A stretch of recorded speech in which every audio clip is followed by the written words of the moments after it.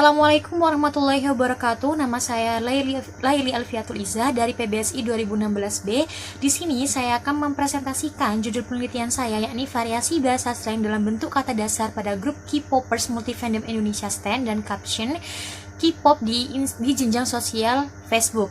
Nah, istilah demam K-pop sudah menjadi hal yang lumrah yang kita dengar di era globalisasi ini. Nah, para penggemar biasanya menyebut mereka sebagai K-popers, yakni sekumpulan orang yang menyukai musik Korea. Nah, hal ini menarik perhatian peneliti untuk meneliti variasi bahasa slang yang sering mereka gunakan antar penggemar untuk bertukar informasi dan komunikasi di dalam grup komunitas tersebut di jenjang sosial Facebook khususnya. Jadi, peneliti ingin memfokuskan data untuk meneliti tentang variasi bahasa slang dalam bentuk kata dasar yang sering mereka gunakan di dalam grup komunitas K-popers Multifandom Indonesia Stan dan caption K-pop di jenjang sosial Facebook. Nah, untuk metodenya itu sendiri, peneliti menggunakan metode kualitatif deskriptif untuk datanya, yaitu berupa kutipan yang menggambarkan variasi bahasa slang dalam bentuk kata dasar pada status anggota di dalam grup KMISCK, singkatan dari komunitas K-popers Multifandom Indonesia Stan, caption dan K-pop. Untuk pengumpulan datanya menggunakan simak dan teknik catat, yakni peneliti masuk dalam komunitas tersebut, kemudian menyimak obrolan mereka dan kemudian mencatat data-data yang sesuai dengan peneliti yang akan diteliti oleh peneliti. Nah, untuk analisis data peneliti menggunakan teknik simak bebas libas cakap.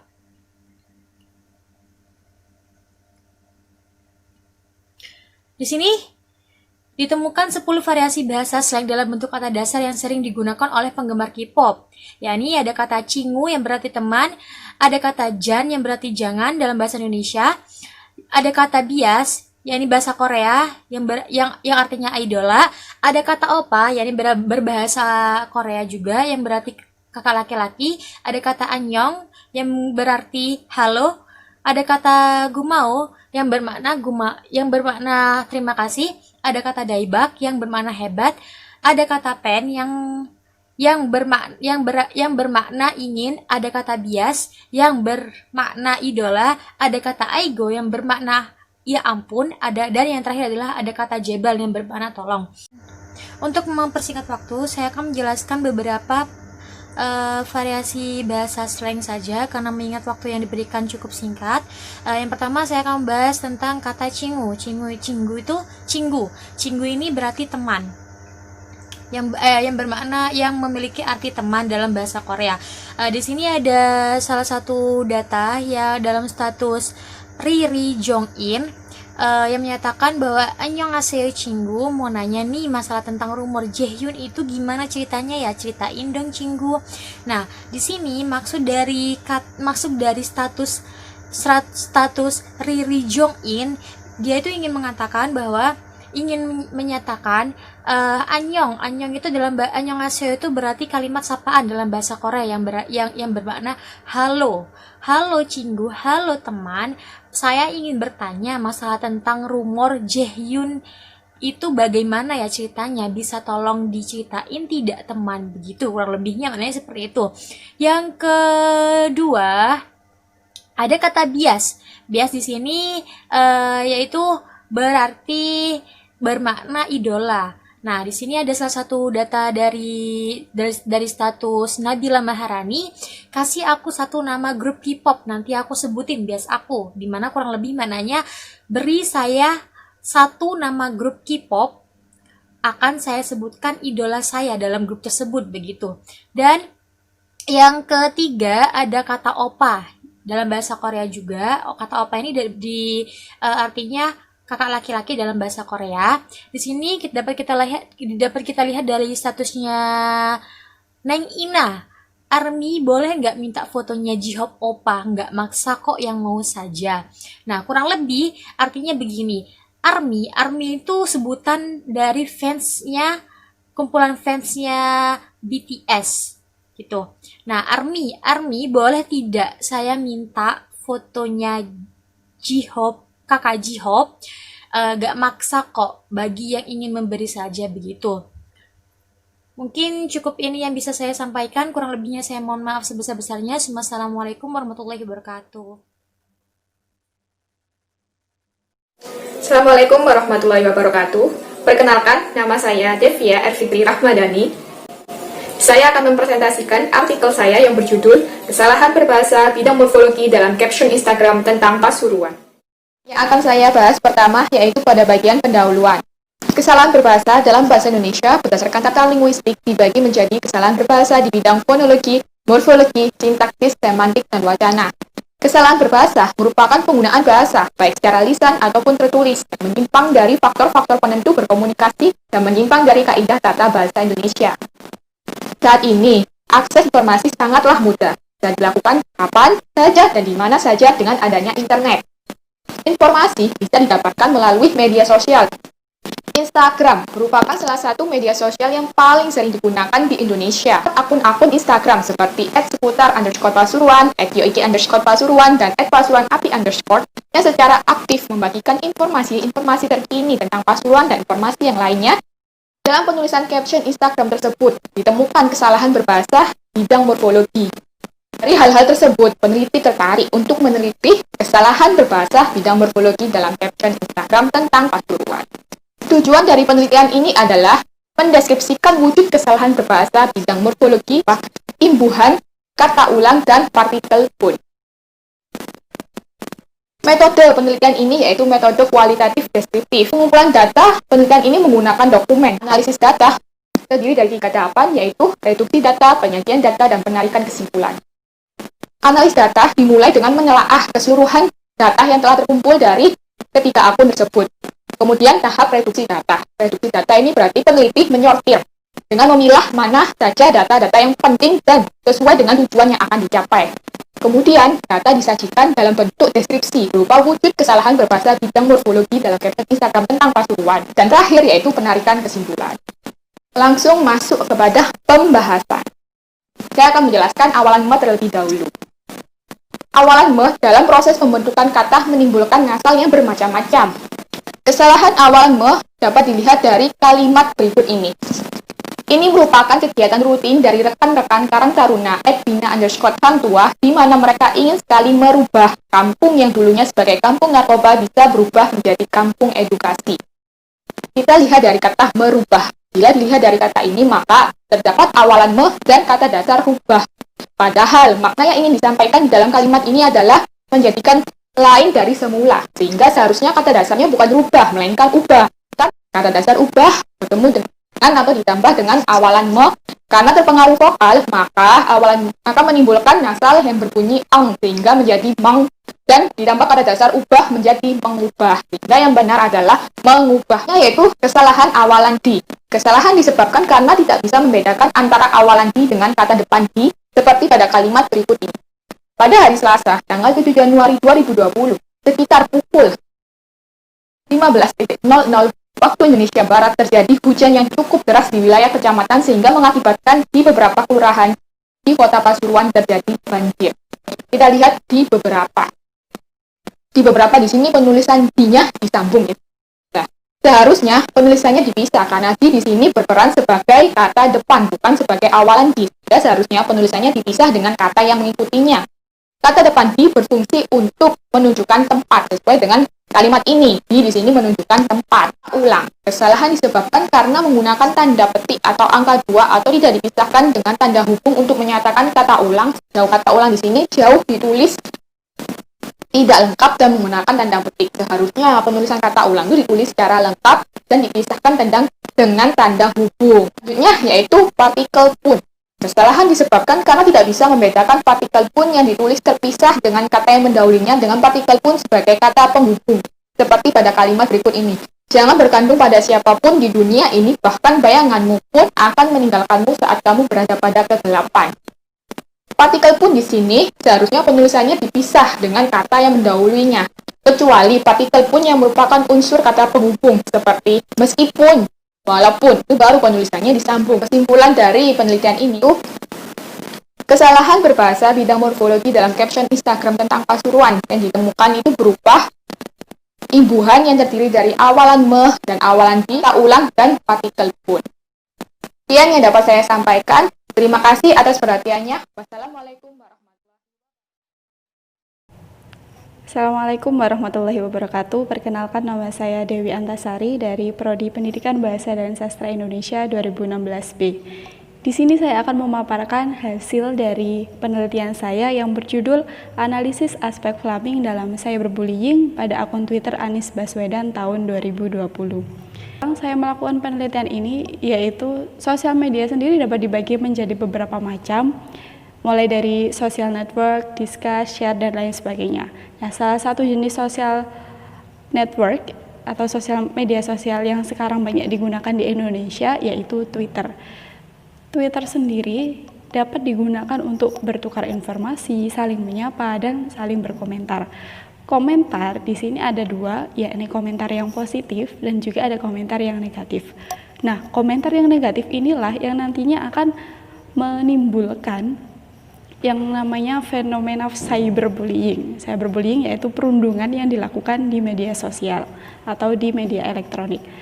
Nah, salah satu bentuk dari cyberbullying yaitu flaming. Flaming sendiri dilakukan dengan cara mengirimkan pesan teks yang berisi kata-kata frontal, kasar, dan juga penuh amarah. Flaming saya temukan pada komentar netizen atau komentar pengguna media sosial pada akun Twitter Anies Baswedan, terutama yang berhubungan dengan masalah banjir tahun 2020 kemarin. Tujuan dari penelitian ini yaitu mendeskripsikan wujud flaming dalam cyberbullying pada akun Twitter Anies Baswedan tahun 2020 dilihat dari bentuk gramatikal. Bentuk gramatikal yang saya pakai di sini adalah kalimat deklaratif. Adapun aspeknya nanti kita akan membahas tentang frasa, kata, dan kalimat. Selanjutnya ada metode. Metode dalam penelitian ini yaitu menggunakan deskriptif kualitatif. Yang dimaksud dari kualitatif di sini adalah datanya. Jadi data yang diambil berupa kualitatif, berupa kata, kalimat atau frasa, jadi tidak berupa angka. Sedangkan deskriptif artinya nanti hasil pembahasan, hasil analisis, hasil penelitian yang dilakukan berupa data, berupa kata yang dideskripsikan. Selanjutnya ada data. Seperti yang saya sebutkan tadi, bahwasannya data dalam penelitian ini berupa kata, frasa, kalimat dari komentar pengguna media sosial yang mengandung aspek flaming pada akun Twitter Anies Baswedan tahun 2020. Sedangkan pengumpulan data yang digunakan yaitu menggunakan metode dokumentasi. Artinya penelitian ini mengumpulkan data-data atau sesuatu yang berupa tulisan, transkrip, atau dokumen. Selanjutnya ada analisis data. Analisis data dalam penelitian ini hampir sama dengan penelitian yang lainnya, yaitu menggunakan reduksi data, penyajian data, dan penarikan kesimpulan. Dalam reduksi data, artinya kita menganalisis data-data, mengelompokkan data, mana yang masuk aspek flaming, mana yang tidak. Selanjutnya ada penyajian data. Penyajian data di sini kita menganalisis bentuk flamingnya itu seperti apa, apakah termasuk dalam kalimat deklaratif yang aspek kalimat atau aspek frasa ataupun aspek kata, seperti itu. Setelah penyajian data dilakukan, yang terakhir adalah penarikan kesimpulan. Penarikan kesimpulan ini digunakan untuk menegaskan ulang hasil dari penelitian itu. Yang selanjutnya ada pembahasan. Seperti yang kita lihat bahwasanya urutan pertama adalah flaming berupa kalimat deklaratif bentuk kalimat. Yang kedua flaming berupa kalimat deklaratif bentuk kata. Yang ketiga flaming berupa kalimat deklaratif bentuk frasa. Jadi flaming berupa kalimat deklaratif bentuk kalimat itu lebih banyak digunakan oleh pengguna media sosial dalam akun Twitternya Anies Baswedan tahun 2020. Karena kalau yang bentuk kalimat itu sebenarnya memiliki efek mempengaruhi yang lebih tinggi daripada yang lainnya. Di situ pengguna media sosial akan menumpahkan semua yang ia pikirkan, yang ia rasakan ke dalam tulisan. Jadi akan memberikan peluang yang lebih banyak untuk pengguna lain atau pembaca lain ikut berkomentar buruk, seperti itu. Terima kasih atas perhatiannya. Dan wassalamualaikum warahmatullahi wabarakatuh. Assalamualaikum warahmatullahi wabarakatuh. Saya Laili Nurul Aziza. Saya akan mempresentasikan artikel yang berjudul Penggunaan Gaya Bahasa Hiperbol pada akun Instagram @yang_terdalam. Latar belakang. Menurut Keraf tahun 2004 halaman 23 menyatakan bahwa gaya bahasa yang dimiliki oleh seseorang merupakan bagian dari diksi bertalian erat dengan ungkapan-ungkapan yang individual atau karakteristik dan memiliki nilai artistik yang tinggi. Gaya bahasa hiperbol adalah semacam gaya bahasa yang mengandung suatu pernyataan yang berlebihan dengan membesar-besarkan sesuatu hal. Selanjutnya yaitu Instagram, bisa dinilai sebagai wadah seseorang untuk menerbitkan karya-karyanya, baik berupa foto, video, atau tulisan sekalipun. Fokus penelitian ini yaitu pada penggunaan gaya bahasa hiperbol. Tujuan penelitian ini yaitu memaparkan wujud gaya bahasa hiperbol pada akun Instagram @yang_terdalam. Metode sumber data pada penelitian ini yaitu akun Instagram @yang_terdalam. Data berupa postingan gambar yang berisi kata-kata puitis. Jenis penelitian ini yaitu penelitian kualitatif deskriptif. Tahapan penelitian yang pertama, klasifikasi data, yang kedua, deskripsi data, dan yang ketiga, interpretasi data.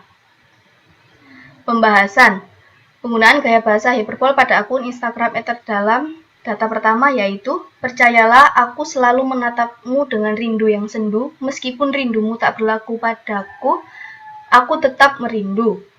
Kalimat tersebut dapat dikategorikan ke dalam penggunaan gaya bahasa hiperbol karena dari kalimat tersebut ada pemilihan kata yang maknanya dilebih-lebihkan. Kata sendu memiliki sinonim sedih dan kata berlabuh memiliki arti atau sinonim berhenti.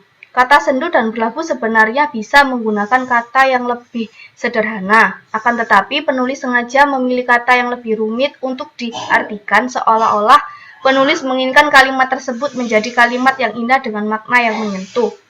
Yang kedua yaitu datangmu membawa harap, membasahi rasa yang mati, merajut kisah, lalu meninggalkanku terbunuh sepi. Kalimat tersebut dapat dikategorikan ke dalam penggunaan gaya bahasa hiperbol.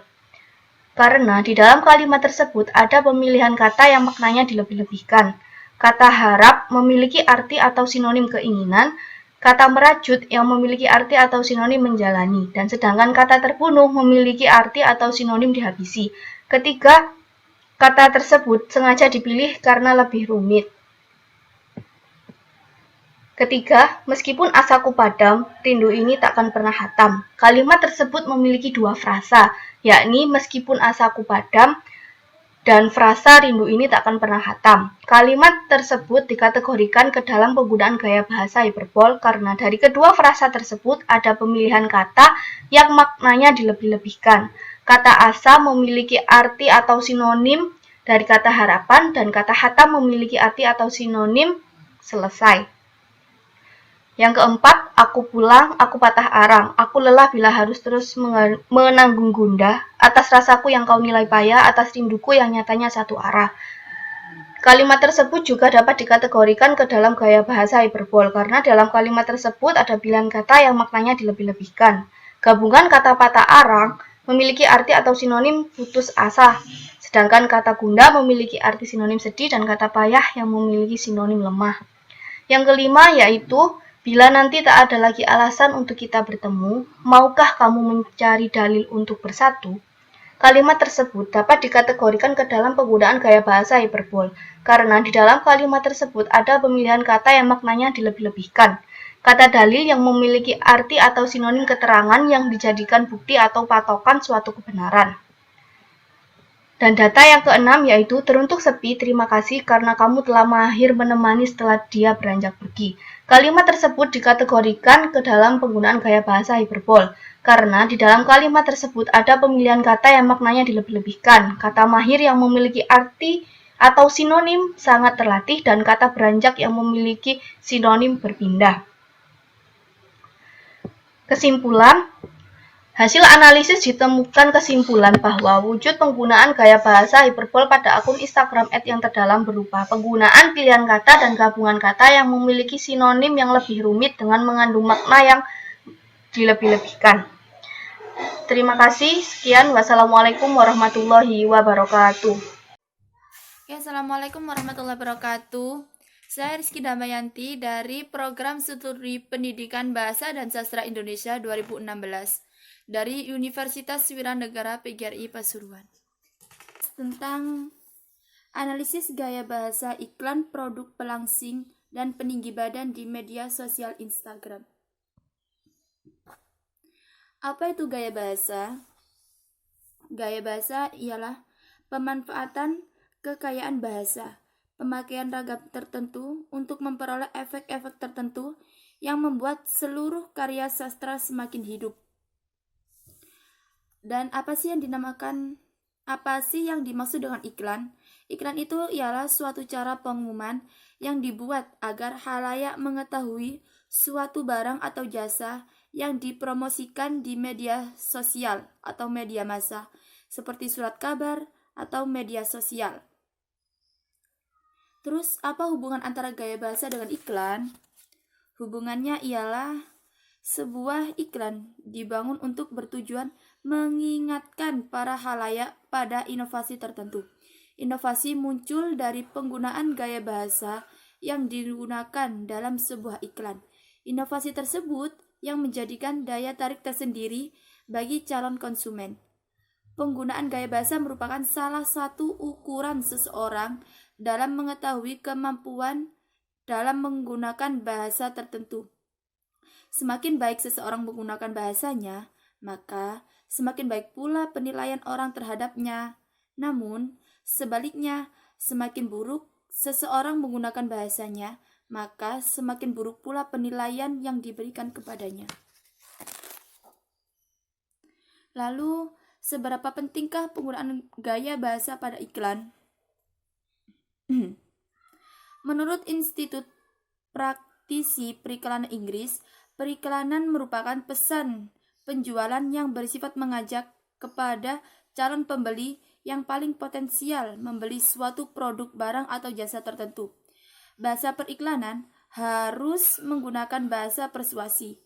Tujuan teks persuasi ialah untuk membujuk para pembaca atau para konsumen agar mau melakukan sesuatu yang dikehendaki oleh penulis.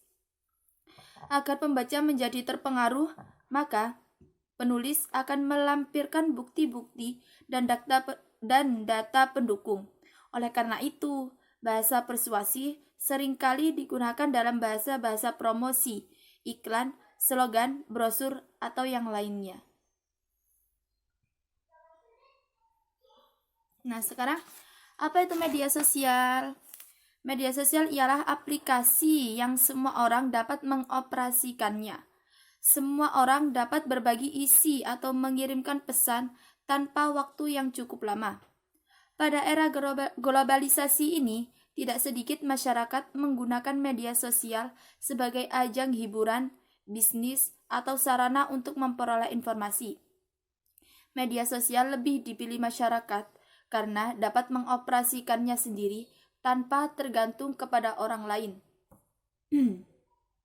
Apa saja jenis dari media sosial? Nah, jenis dari media sosial ini banyak sekali, diantaranya yaitu layanan blog, jejaring sosial, mikro, layanan berbagi media, layanan forum, dan layanan kolaborasi.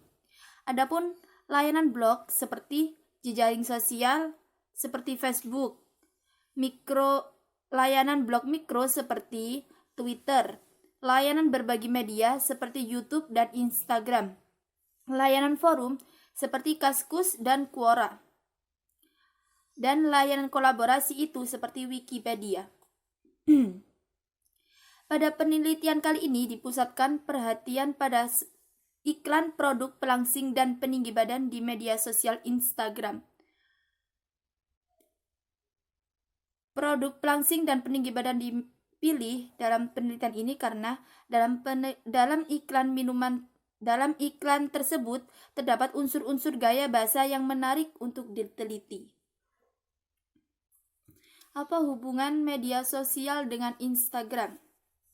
Nah, hubungan media sosial dengan Instagram ini sangat erat karena di zaman sekarang orang ingin yang serba instan. Tanpa keluar rumah, barang sudah sampai di depan rumah. Tinggal tekan smartphone barang sudah diantar. Nah, penelitian ini menggunakan metode pendekatan kualitatif. Yang dimaksud dengan pendekatan kualitatif ialah suatu proses penelitian atau sebuah pemahaman yang menyelidiki atau menganalisis suatu data.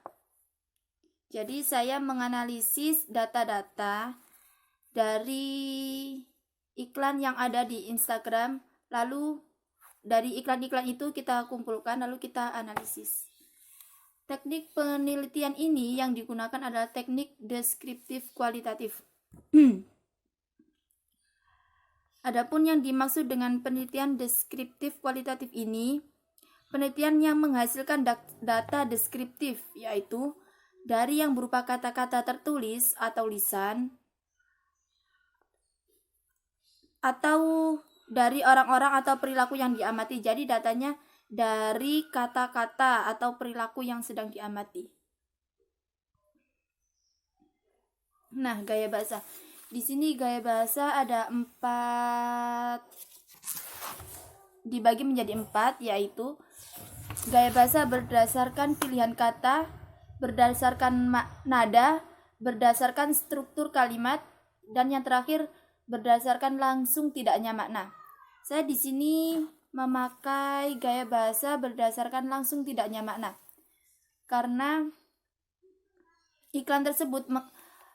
menurut saya iklan tersebut lebih condong ke gaya bahasa yang langsung tidaknya makna. Adapun gaya bahasa langsung tidaknya makna di sini dibagi menjadi 2, yaitu retoris, yaitu gaya bahasa langsung, atau kiasan. Kiasan itu gaya bahasa yang tidak langsung. Di sini ada contoh. Suatu perusahaan menggunakan kata berikut untuk membujuk masyarakat agar membeli produk yang telah dipasarkan dengan menggunakan kata mengikat dan membuang lemak pada tubuh, melebur lemak tubuh dan darah untuk dikeluarkan dari tubuh sebagai serat alami untuk mengikat lemak dan toksin.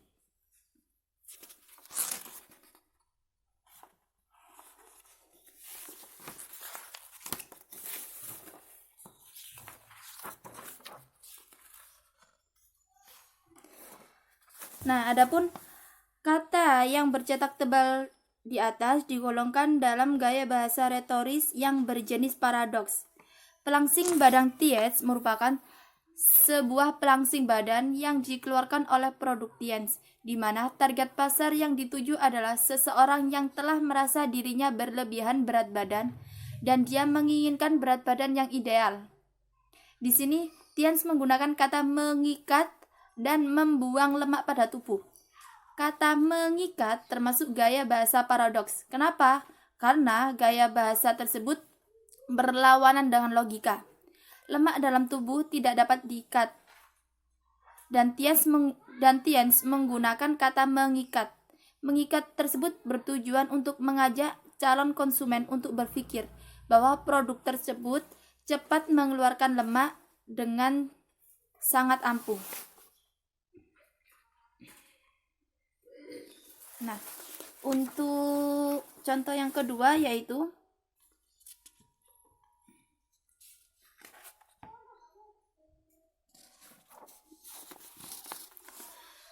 di situ ada contoh lagi.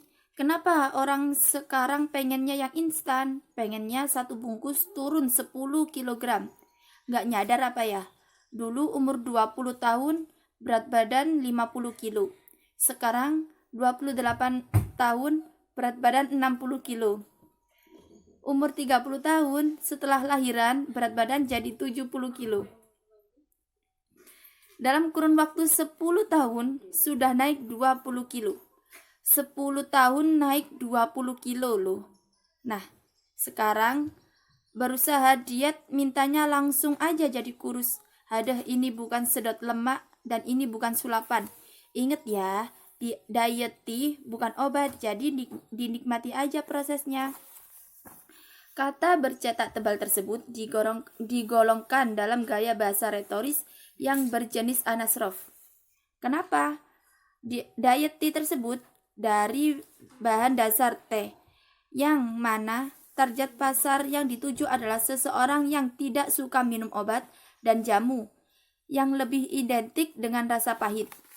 Kalimat yang digunakan dalam diet tea tersebut tergolong dalam gaya bahasa Anasrov karena lebih mengunggulkan rasa teh yang segar, menenangkan, dan membuat rileks, serta seseorang yang dalam menjalani masa diet akan merasa lebih tenang karena meminum tanpa adanya rasa pahit. Kata tersebut juga menyadarkan bahwa orang diet itu tidak bisa dilakukan secara instan, dan diet itu membutuhkan proses.